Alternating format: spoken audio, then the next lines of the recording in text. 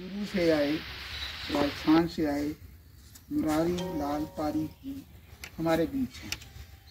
मनीष जोशी जो यहाँ पर नाट्य मंडली चलाते हैं और बहुत बड़ा काम कर रहे हैं। सबसे खुशी की बात ये है कि इंडिया टुडे का जो इस वर्ष का विशेषांक आया है, जिसमें सबसे पहले 30 अनूठे कलाकार देते हैं, उन 30 में से 2 हमारे बीच बैठे हैं। यही है, ये भी थे, मैंने पढ़ा है इन पर। 2 अनूठे कलाकार देश के वो हमारे बीच हैं। बड़ी बात क्या है, मनीष जोशी ने भी 1 लाख रुपए की नौकरी की गुड़गांव में लात मारी, यहाँ आके अपनी मंडली बनाई, अपने परिवार को भी चलाया और पता नहीं कितने कलाकारों को इसने आगे बढ़ाया। यही हाल इनका मुरारी लाल पारीक जी का। एक 12वीं से नीचे पढ़े हुए व्यक्ति, अभी ये कह रहे मैं और पेपर दूंगा, अभी इनकी पढ़ने की ललक भी बाकी है, लेकिन 10वीं के एग्जाम दिए, अभी 10वीं के एग्जाम दिए हैं।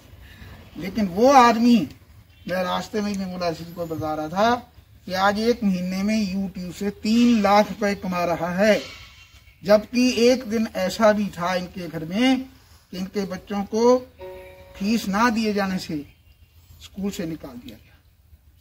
सही बात कर रहा हूँ, मुझे याद है। और राशन वाले ने उधार राशन देना बंद कर दिया। वो मुरारी लाल जी आज पता नहीं कितने राशन वालों को पैसे दे रहे हैं, कितने बच्चों को अपनी ओर से पढ़वा रहे होंगे। तो ये कमाल है इस आदमी की हिम्मत का, कोशिश का, जो इन्होंने असम में शुरुआत की थी। ये भी मुझे याद है, असम में रेडियो जॉकी के रूप में इन्होंने शुरुआत की थी। हालांकि जॉब वहाँ पे और कर रहे थे, लेकिन उनको इनका काम इतना पसंद आया कि इनको अलग से पूरे सेंटर का इंचार्ज बना दिया। वहाँ से इनकी कला के प्रति जो रुचि जागी, फिर ये और जगह भी चले गए, कोई और नौकरी भी करने लगे। बेंगलोर या मंगलौर इन्होंने बताया था, मंगलौर में, कर्नाटका में चले गए।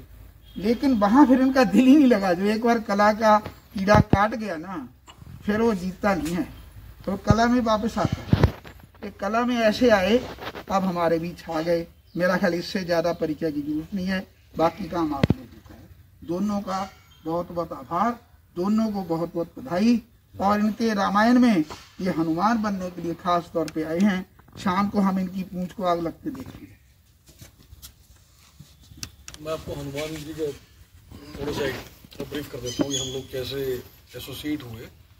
अभिनय हर साल एक बेस्ट प्रमोटर का अवार्ड देता, तो इस बार हमने वो अवार्ड इनको दिया था। और उससे पहले मतलब हमारी फोन पे कुछ बातचीत हुई थी, लेकिन अभी जब रामायण की जब बात हो रही थी इस साल, तो हमारे पास कुछ करेक्टर्स आ नहीं रहे थे। मेरे कुछ लोग मीडिया कर रहे हैं तो वो लोग आ नहीं पा रहे थे। तो मैंने फेसबुक पे एक पोस्ट लिखा, तो मुरारी जी ने रिएक्ट किया कि मैं हनुमान करना चाहता हूँ। तो मैं इनके लिए कुछ और सोच रहा था, मतलब बड़ा सोच रहा था, लेकिन इन्होंने एक बार में मतलब हाँ कहा, और मेरे को भी लगा कि नहीं, हम लोग एसोसिएट हो सकते हैं। और हनुमान से बड़ा मतलब क्या हो सकता था वो, तो फिर इसलिए फिर हम लोग एक साथ एसोसिएट हुए। और मारवाड़ी इनकी खूबसूरती है, तो हमें ये लगा कि जो हनुमान है वो सबके हैं हनुमान, तो वो मारवाड़ी में आज ये हनुमान करने वाले हैं। पहला सवाल तो ये बनता है मुरारी जी कि आपको जो फिल्मों में, सीरियल में हनुमान बने, तो सबसे ज्यादा चर्चित है दारा सिंह, उनसे कितनी प्रेरणा मिली? या उनसे अलग आप कैसे अपनी एक्टिंग बने? अरे वो तो लीजेंड है, उनके तो मैं चरण के बराबरी नहीं हूँ।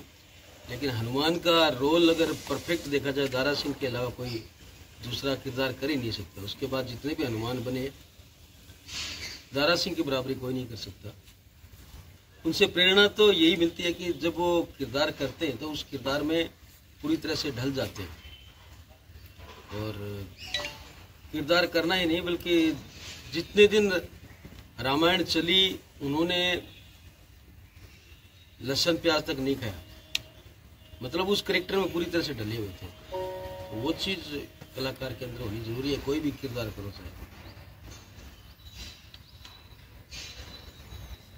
तो आपके दिल में कैसे विचार आया कि मैं इनकी रामायण में जो है हनुमान का रोल, उसी से प्रेरणा मिली या कोई और? इससे पहले भी कभी किया हनुमान का रोल? नहीं, उससे पहले हनुमान का रोल नहीं किया। जो ड्रामे वगैरह होते थे स्कूल में, उसमें थोड़े बहुत किया करता था, लेकिन वहाँ पर कोई ज्ञानी दर्शक नहीं थे। इच्छा थी कि एक ऑडियंस हो, जो अच्छी ऑडियंस हो, जिसको हम बुद्धिजीवी कह सकते हैं, उनके सामने परफॉर्म करें, तभी पता चलेगा कि भाई आप कितने पाने में हो। आप वीडियो बना के एक्टिंग करते हो, वीडियो के अंदर एक्टिंग करते हो, तो ये कोई बड़ी बात नहीं है। आप खुद देख रहे हो, आपके एक्सप्रेशन आ रहे हैं, नहीं आ रहे, दोबारा रीटेक ले लो, तीसरी बार ले लो, 4 बार ले लो, 5 बार ले लो, 10 बार ले लो। आपके रीटेक लेके जो परफेक्ट बैठता है उसको आप ले लो। वीडियो में ऐसा होता है, लेकिन रियल में आपके अंदर अगर कला है तो लोगों को वहाँ पर वो चीज़ दिखाई देगी। यूट्यूब पर आप देखते हैं बहुत से कलाकार हैं, बहुत से आप जो देख रहे हैं वो आपके सामने फिल्टर होके आ रहा है। वो कितनी मेहनत करते हैं, कितनी बार रिएक्शन देते हैं, उसके बाद आपके सामने आ रहा है। लेकिन लाइव जब आप करेंगे तो आपका रीटेक का चांस नहीं रहेगा, लोग आपको वहीं पर देखेंगे। तो वही मैं अपनी काबिलियत को ये देखना चाहता था कि मैं पब्लिक के सामने इस तरह से कर पाता हूँ या नहीं कर पाता हूँ। पब्लिक के सामने किया है, लेकिन गांव के जो जहाँ पर लोगों को पता ही नहीं है एक्टिंग क्या है, उनके सामने कुछ भी कर दो वो तो ताली बजाएंगे, अच्छा है। लेकिन बुद्धिजीवी लोगों के सामने करना और अपने आप को साबित करना, ये एक बड़ी बात थी, एक चैलेंज था। तो इसलिए मैं बोला मैं रामायण करूँगा। और हालांकि ये फारसी में है, उर्दू में है, तो ये तो और इंटरेस्टिंग होगी, ये तो पूरी तरह से क्लासिकल होनी है। तब मैं इनसे जुड़ा, मैं बोला मैं भी रामायण का रोल करूँगा और अपने आप को साबित करूँगा, अपनी नज़रों में, लोगों की नज़रों में करने की जरूरत नहीं है।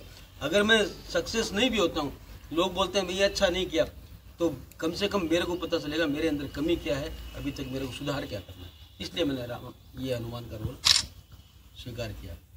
थिएटर का इससे पहले भी कोई अनुभव है आपको? नहीं जी, पहली बार? पहली बार रूबरू आ रहा हूँ। थिएटर देखे बहुत है। अच्छा, या पहली बार? किया पहली बार। यूट्यूब पे तो आपको काफी महारत हासिल है। वही यूट्यूब का परिणाम आपको बता रहा हूँ मैं। हमारे एक बार में एक्सप्रेशन नहीं आते, हंसी आ जाती है, वो कट सीन डालते हैं वैसे आपको दिखाने के लिए कि हम इतनी मेहनत करते हैं, नहीं होता है तो तीसरी बार छठी बार करते हैं। आपने कलाकार में कब शुरुआत की? आपने राजस्थानी कलाकार हंसी मजाक का ये कॉमेडी शो बनाते हैं, आपने शुरुआत कहाँ से की, कब की शुरुआत? ये शुरुआत तो देखिए बचपन से हो जाती है। राजस्थानी में कहानी है, कहावत है, पूत का पग पालने में छाने पोरे में। ये एक ऐसी एक्टिविटी है, जैसे आप बड़े होते हैं, समझ पकड़ते हैं, तभी से आप बातें वैसी करना, लोगों को हंसाना, ऐसा लगता है कि मैं ऐसी कुछ बात बोलूं घर वाले सारे हंसे। जब घर वालों से दायरा बड़ा हुआ तो ऐसा लगा दोस्तों को हंसाएं, दोस्त हंसे। फिर ऐसा लगा कि जितने लोग बैठे हैं उनके बीच में बात कुछ ऐसी बोलूं कि वो लोग हंसे। तो ये तो एक नेचर है। तो चौथी क्लास से मैंने गाना और ये जोक्स बोलना वहीं से शुरू कर दिया था, लेकिन मुकाम मिलते मिलते 45 साल गुजर गए। आपका आइडियल कॉमेडियन कौन है, जिससे आपने प्रेरणा ली, उस जैसा बनना चाहते हो, वो कौन है?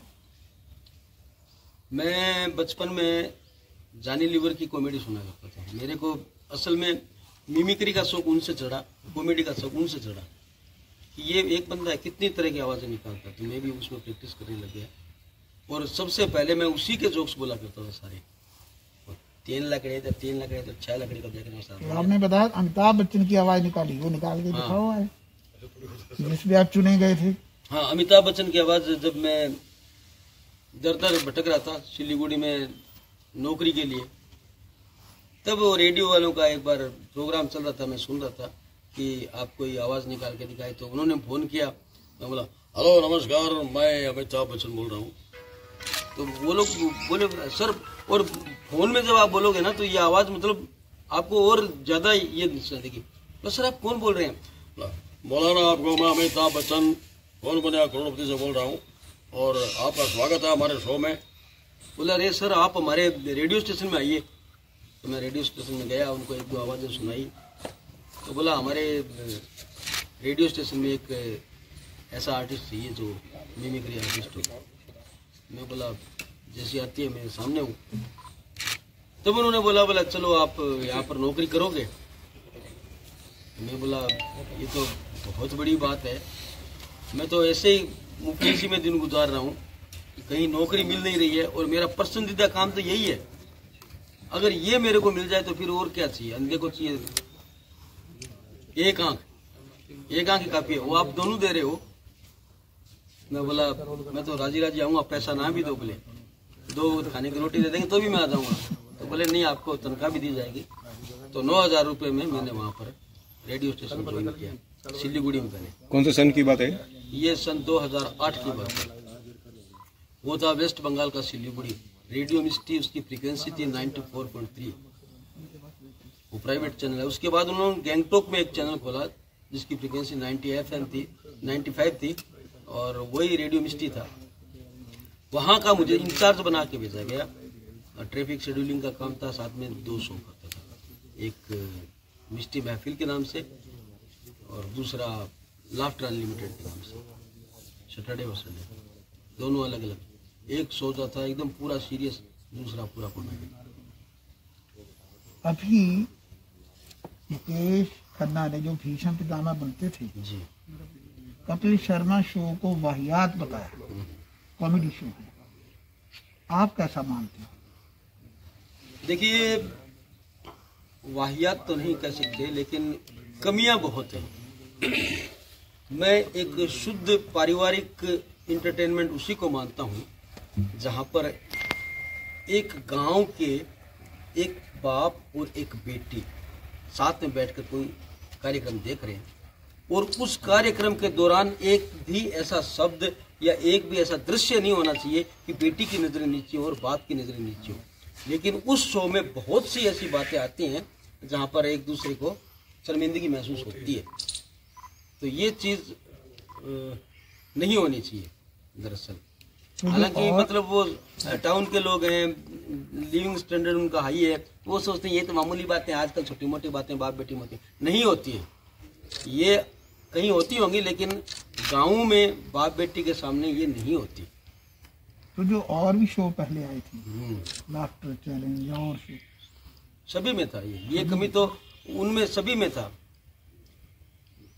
मतलब ऐसा कोई शो है ही नहीं जिसको बाप बेटी साथ में बैठ के देखते हैं। ऐसा बाप बेटा बैठ के देख सकते हैं, माँ बेटी बैठ के देख सकते हैं, बाप और बेटी बैठ के देखें ऐसा शो एक साथ बैठ कर नहीं। हाँ, एक साथ बैठ कर, हाँ, अलग अलग कमरे में बैठ के भले देख लो। किसी फिल्म में आपको काम मिला, रोल कर सके? सुल्तान फिल्म आपने देखी नहीं हो, देखी होगी या नहीं देखी होगी। उसकी जो पूरी स्टोरी है वो मेरे इर्द गिर्द ही घूम रही है। जब सुल्तान में पहली बार सलमान खान लड़ रहा है तो उसको जो रह सुल्तान कर दे चढ़ाई, वो चढ़ाई हम पीछे बैठे बैठे करवा रहे थे। मतलब क्राउड में बैठा था मैं। मैं तो वही याद करके सवाल पूछ रहा हूँ, मैं उनका भी आसान, मेरा भी आसान। हाँ, तो चढ़ाई हमने करवाई थी पीछे से। तो आप किसी और फिल्म में आ रहे हो? मैं खुद उसको 1 सेकंड का सीन आया था, मैं खुद उसको एकदम पूरा, उसकी जो स्पीड है वो 100 से 30% की मैंने, तब मुझे दिखाई दिया कि ये मैं बैठा हूँ। वो तो बहुत चुटकुला है ना। वो कहता मैं भी इस फिल्म में, कहते कहाँ, कहते जो बोरी में बनता नहीं तो था, और कौन सा। तो वैसा रोल था। फ्री के लिए एक फिल्म आई थी नवाजुद्दीन सिद्दीकी की, उसमें मोहल्ले में क्रिकेट खेलता तो वहाँ पर ताली बजा रहे हैं, 14 किलोमीटर। उसमें हुलिया भी थोड़ा अजीब था। कपिल शर्मा के शो में भी मैं गया था, बहुत से लोगों ने देखा भी होगा। बड़ी बड़ी मूछें रखी हुई थी, काला सा था।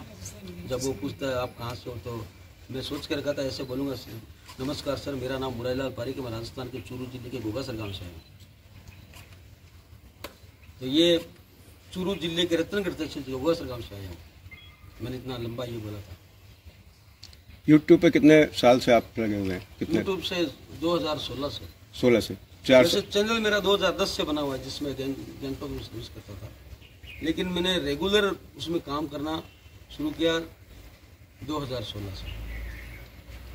पहले 6,000 आया था, आपने बताया था। हाँ, यूट्यूब से पहली बार उनको 6,000 रुपये मिले थे। आने वाले समय में आप यूट्यूब का क्या भविष्य समझते हैं? थिएटर के मुकाबले में? आने वाले समय में देखिए यूट्यूब के अलावा और भी बहुत से प्लेटफॉर्म हो गए हैं जहाँ पर यूट्यूब की जो ख्याति है उसको लोग बुना रहे हैं। नेटफ्लिक्स आ गया, हॉटस्टार आ गया, वेब सीरीजें बन रही हैं, अमेजोन आ गया।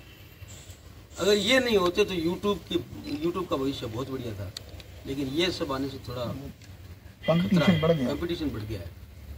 तो पता नहीं यूट्यूब अभी अगले क्या स्ट्रेटेजी ले, क्या उसका रवैया रहे। गांव के अंदर हमारी प्रतिभाएं छिपी हुई हैं। जो गांव के लोग थे, बॉम्बे नहीं पहुंच सकते थे, यूट्यूब ने उनको एक प्लेटफॉर्म दिया कि भी आप अपनी छोटी सी भी एक स्किट डाल दो और लोग देखते हैं। अगर अच्छा है तो लोग देखेंगे, तारीफ भी करेंगे। तो ये तो यूट्यूब का फायदा हुआ है ना। हाँ, ये तो प्रतिभाएं नई उभर के आई हैं, लेकिन इससे पहले यूट्यूब को कौन जानता था? कोई जानता नहीं था। राजस्थान में अगर यूट्यूब पर दर्शक पैदा किए हैं तो वो मैंने किए।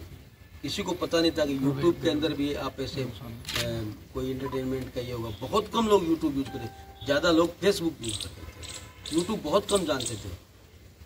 अब जानने के बाद में तो जना फिर बना के डालने लगे। और ये एक बहुत अच्छा प्लेटफॉर्म है। अगर आपके अंदर टैलेंट है, आप कोई अच्छी चीज़ कर रहे हैं, एक आदमी देखेगा, वो 10 आदमी को बताएगा। ये जो मुंह से विज्ञापन होता है ना, उससे बड़ा कोई विज्ञापन नहीं है। बहुत पब्लिसिटी, इससे बड़ी कोई पब्लिसिटी नहीं है। एक ने बोला यार वहाँ देखा था, बड़ा वहाँ देखा था, वहाँ देखा था, फिर वो देखे, वो 10 आदमी को बताएगा। अगर आपके अंदर कुछ है तो वहाँ पर आप चमक सकते हो। सोशल मीडिया का ये बेनिफिट ले सकते हो। इससे ये तो सिद्ध होता है कि हमारे यहाँ प्रतिभाओं की कमी तो नहीं है। हाँ, फिल्मों में मौका ही नहीं मिला तो अलग बात है। मौका फिल्मों में तो आप देख नहीं रहे। सुशांत सिंह राजपूत का केस होने के बाद में ये तो पूरी तरह से बात सामने आ गई कि मौका उन्हीं को मिलेगा जो उनके जान पहचान के हैं, जो उनके बेटे पोते हैं। परिवारवाद, हाँ, परिवारवाद, बस उन्हीं को मिलेगा और दूसरे को मौका नहीं मिलेगा। चाहे कितने भटक लो, वहाँ पर कितने अच्छे अच्छे टैलेंट घूम रहे हैं। अच्छे टैलेंटों का पता ही नहीं चला कहाँ चले गए। बड़े बड़े कलाकार हैं जिनका भविष्य हम देख रहे थे। ये बड़ा अच्छा काम किया। विवेक ओबराय है, चंद्रचूड़ सिंह था, वो है, बहुत से ऐसे कलाकार हैं जो आपको लगेगा ये कलाकारों को और फिल्में बनानी चाहिए थी। दिखाई नहीं देती। और कोई अच्छा खट्टा मीठा अनुभव कोई आप शेयर करना चाहें दर्शकों के साथ नाटकों में? और खट्टा अनुभव ये कह सकते हैं आप, जिसमें मैं बॉम्बे में था 2015 में हमने फिल्म बनाई थी मेरो बदलो। वो फिल्म बनाने के बाद जो मेरा मैंगलोर का काम था वो पूरी तरह से सलट गया। कहीं से उधारा लेके और हमने काम शुरू किया था कि अपना खुद का काम करें, शायद उसमें सक्सेस हो जाए। घर वालों को लगता था कि बोलने में होशियार है और पार्टी को अच्छी तरह जाके पटाएगा, माल देगा। पार्टी इसकी चुटकुले सुन के माल ले लेंगे, चुटकुले सुन के पेमेंट दे देंगे। तो ये सोच के उन्होंने 3 लाख रुपए रिलेटिव से, हमारे छोटे जीजाजी से लेके काम शुरू किया। वो उन्होंने भी जोड़ जुगाड़ करके इधर उधर से दिए बेचारों ने। मेरो बदलो फिल्म जब बनाई तो मैं इधर आ गया, पीछे से पार्टियाँ मेरे साथ चुटकुला कर दी, किसी ने पेमेंट नहीं दिया। तो वो काम वहीं पर सलट गया। अब मैं सोचा अब तो क्या उपाय, नौकरी करना पड़ेगा कहीं। नौकरी करने से पहले मेरे दिमाग में ये ख्याल आया कि घर वालों को लगता है मेरे अंदर टैलेंट है, गांव वालों को लगता है, यार दोस्त बोलते हैं कि आप कॉमेडी अच्छी करते हो, एक्टिंग अच्छी करते हो, तो क्यों ना बम्बई जाया जाए एक बार। नहीं तो क्या होता है, मरने के टाइम में जब मर रहा हूँ, बूढ़ा पड़ा पड़े सोचूंगा अरे एक बार बम्बई जाके आता ना मुझे तो कुछ हो सकता है। तो राजस्थानी में कहानी है कि चिरमिराट मिट जाए पर गिरगिराट को मिटे। ये जो मन के अंदर गिरगिराट रहता ना कि भाई कर लेता तो शायद ये हो जाता, वो नहीं मिटेगा। अगर कहीं झाल लगी, मिर्च लगी तो वो मिट जाएगी। थोड़े दिन घी लगाओ, कुछ थोड़े दिन के बाद मिट जाएगी, लेकिन गिरगिराट उम्र पर नहीं मिटेगी। तो मैं ये गिरगिराट को ख़त्म करना जरूरी है। मैं बम्बई गया, बम्बई जाके 2 साल तक मैंने वहाँ पर खूब स्ट्रगल किया, माथा फोड़ी की, इधर गया, उस ऑडिशन देने उधर गया। रणबेरी नाम का एक सीरियल आता था पहले दूरदर्शन पर, उसमें 4-5 रोल मिले मेरे को, अच्छे मिले। पहले तो वो बस चौकीदार बना खड़ा कर दिया, मतलब मूँछ लगा लो, खड़े हो जाओ, कुछ नहीं बोलना, क्योंकि उनको बेचारों कैसे पता चला कि इसमें कितना टैलेंट है। भांति के लोग आते हैं, बंदा है मूँछे लगा दो बस, तो वो ज़्यादा माथापची नहीं करते थे। एक बार एक डायलॉग आया कि ये डायलॉग कौन बोला? मैं बोला सर मेरे को मौका दीजिए, मैं बोल लूँगा। वहाँ पर बोलना था यहाँ पर सर परिंदा भी पर नहीं मारेगा। तो बोला आप बोलेंगे? मैं बोला बोल लूँगा। तो उसने बोला, जब मेरा सीन आया तो मैं बोला सर यहाँ परिंदा भी पर नहीं मारेगा। मैंने जिस अंदाज से बोला, वो जो डायरेक्टर था वो बोला इस बंदे का प्रोफाइल काटो, क्लोज सीन लो इसका। क्लोज सीन बहुत कम आते हैं, मतलब जो जूनियर आर्टिस्ट होते हैं उनके क्लोज सीन नहीं आते। वो भीड़ में मास्टर में दिखा के उधर से बोल रहा है बंदा, पता ही नहीं चलता क्या बोल रहा है, डायलॉग उसमें ठूस देंगे। लेकिन बोले बोला इसका क्लोज काटो, क्लोज काटा गया। और फिर 1-2 डायलॉग और दिए। उसके बाद उस डायरेक्टर ने बोला कि रणबीर का जब भी शूटिंग हो आपको आना ही है। तो मैं बोला ये तो बहुत बढ़िया है, ये तो मतलब समझ लो चांस मिल गया। अब तो मैं बस बच्चन साहब के आसपास ही रहूंगा, वहाँ नहीं होगा आसपास ही। करनी दुनिया में किसी और की मिमिक्री करके दिखाइए जो आपको पसंदीदा।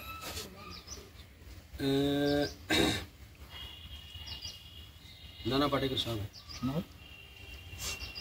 अच्छा आ गए मेरा इंटरव्यू लेने, मौका मिला नहीं कि लगे भाई भाई करने। ये हिंदी में बोलना उतना कोई मजा नहीं है, इसको अगर आप राजस्थानी में बोले नाना पाटेकर चौकी बात है। आ गया है कैमरा उठा उठा के, पूछो क्या पूछना है। हाँ हूँ मैं कॉमेडियन। तो मतलब उसका बोलने का ये मेन बात तो ये है कि आप उसको राजस्थानी में कन्वर्ट करोगे ना तो उसमें पंच बहुत आएगा, मजा बहुत आएगा। अब मोदी जी समझ लीजिए आ गए, अब राजस्थान में आ गए या वहां पर आ गए। भाई और बहनों, मैं गोगा सर गया, भाई और बहनों मैं बड़ देखा गाँव गए माही, लोग भैंसा चरावे, बेड़ा चरावे, अठे में थाने चरावा। तो मिमिक्री उतना ये मायने नहीं रखती। उस आदमी का नाम लेके आप राजस्थानी भाषा में कन्वर्ट करके कॉमेडी करते हो, वो ज्यादा मायने रखती है। सर हनुमान जी का रोल कर रहे हैं आप, एक डायलॉग सुना दीजिए उनका। तो यही रिहर्सल करनी है, नहीं रिहर्सल करने आए। हनुमान जी का एक डायलॉग है, सीता माता बोलती है कि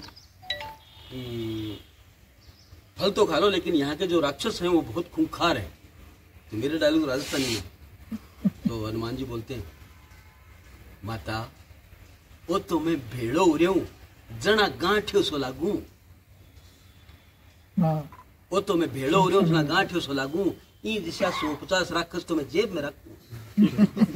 बस थारी आज्ञा की दरकार है। संदेश देना था। हाँ कोई माने तो दे देंगे संदेश, तो बहुत सारे कोई माने तो। चलो लेकिन लोग मानते हैं।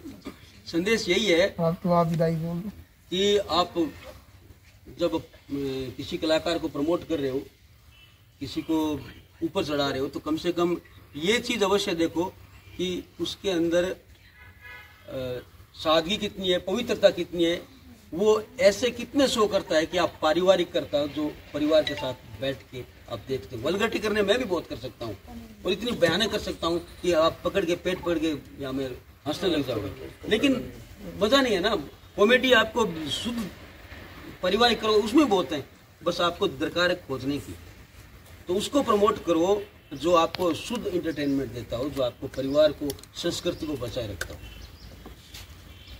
राजस्थान की और हरियाणवी संस्कृति लगभग मिलती जुलती है, बिल्कुल, तो ज्यादा फर्क नहीं है। तो इसीलिए मेरे जो जोक्स रहते हैं उसमें राजस्थानी हरियाणवी कॉमेडी लिखता हूँ। हरियाणा के अंदर आपकी कोई और इच्छाएं हो कुछ करने की? हाँ बिल्कुल है, मेरी इच्छा है मैं हरियाणा की सास बनूं। वो और बड़ा सा बांध के और वो जो कुर्ती पहन के, घाघरा कुर्ती होती है ना ऊपर, वो कुर्ती पहन के गले में वो डाल के उसका रोल करूं, और ये जो आपकी भाषा है ना हरियाणवी भाषा, उस भाषा में करूं। उसके लिए मैं भाषा सीखूंगा। आती है थोड़ी बहुत, तो क्या करे सर कि तांडा से राम जी से क्या लेते रहा ये फुटेड़ा बावड़ी पूछ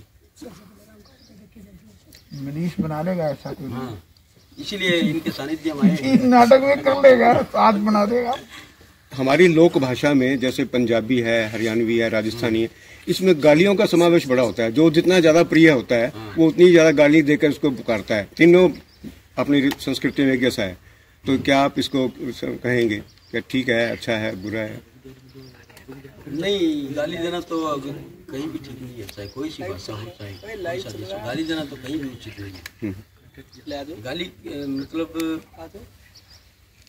इस तरह की होनी चाहिए कि अगले को बुरा ना लगे, आप उसको दूसरी चीज में यूज कर सकते हैं। जैसे बाद में जैसे गाली तेरी भैंस की टांग, इस तरह की आप कुछ बनाओ कि आपका गुस्सा मतलब गाली के रूप में निकले। गुस्सा तो आता है, लोगों को ये नहीं कह सकते आप गुस्सा करो मत, लोगों को आता है और उसके फलस्वरूप कुछ ना कुछ निकालते हैं।